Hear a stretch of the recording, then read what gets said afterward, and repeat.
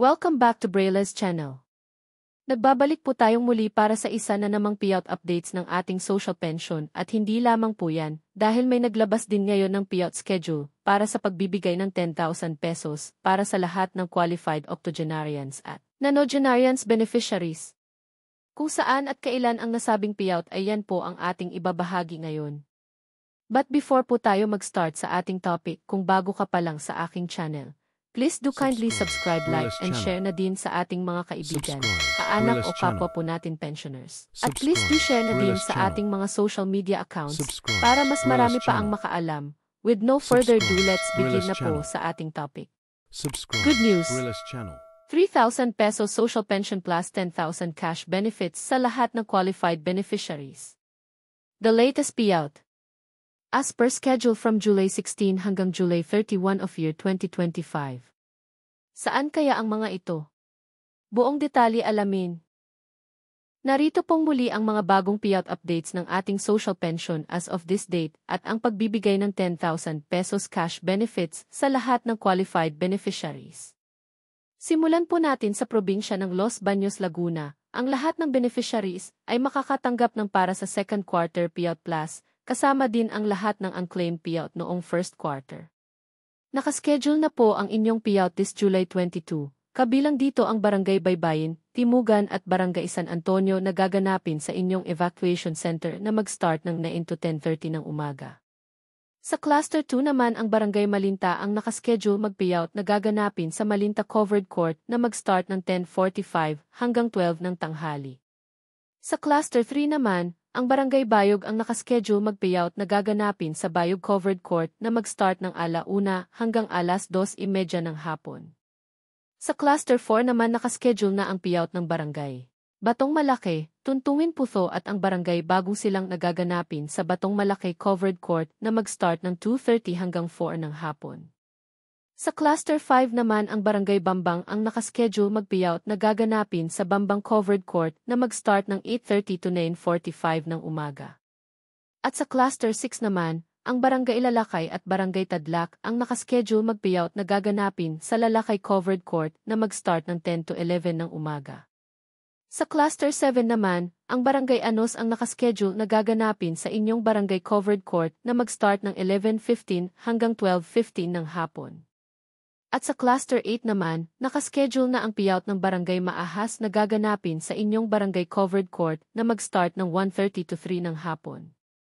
At panghuli, sa Cluster 9 nakaschedule ng mag-payout ang Barangay Mayondon na gaganapin sa Evacuation Center na mag-start ng 3:15 hanggang 4:30 ng hapon. Ang next schedule ay sa probinsya ng Calbayog City, Samar.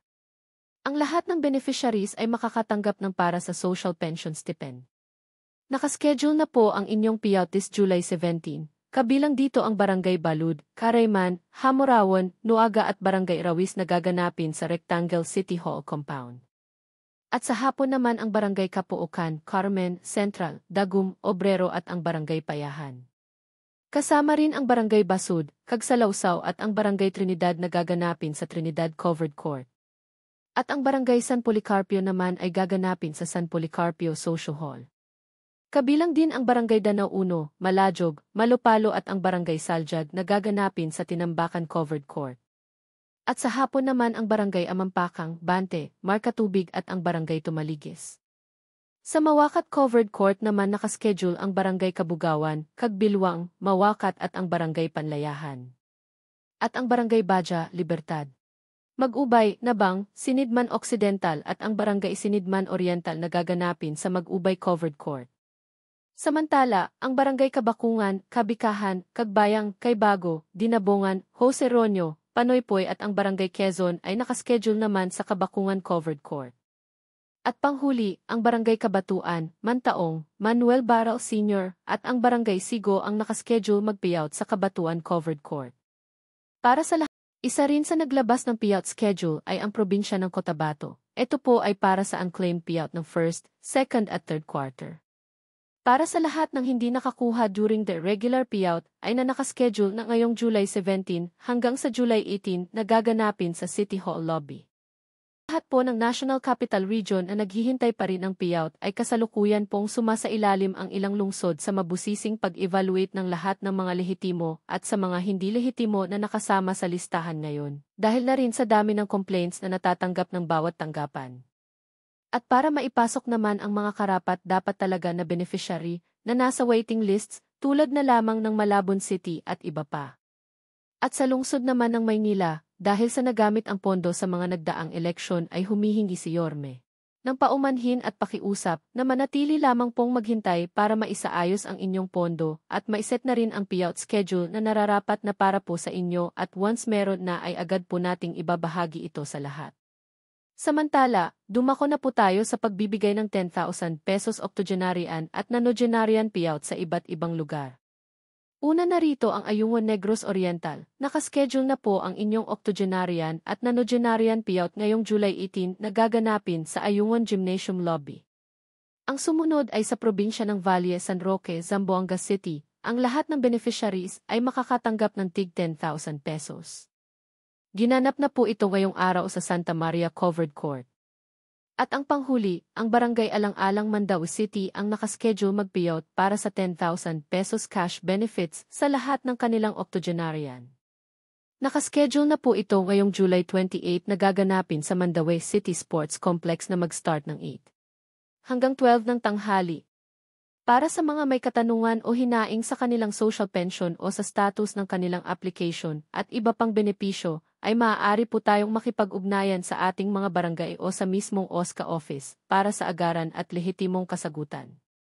Paalaala lamang na ang lahat po ng ating social pension payout sa ngayon ay para lang po muna sa mga indigent senior citizens na kabilang po sa listahan ng DSWD. Hindi pa po ito ang universal pension na nakapending pa rin po sa Senado. Aabangan po natin ang anumang updates ng inyong universal pension at makakaasa po kayo na agad po natin itong ibabahagi sa lahat. That's it! Sa ngayon ay ito pa lamang ang mga bagong naglabas ng kanilang payout schedule for social pension at pagbibigay ng cash benefits sa iba't ibang lugar. Sa mga naghihintay pa rin at wala pa ring payout schedule ay manatili lamang po kayong nakatutok sa aking channel para sa mga upcoming payout updates. Ang lahat po ng ating binabahagi ay base sa announcement ng bawat municipalities, kaya't makakaasa po kayo na ito ay isang lehitimo at tunay na payout para sa mga indigent beneficiaries. Muli, marami pong salamat and God bless po sa inyong lahat.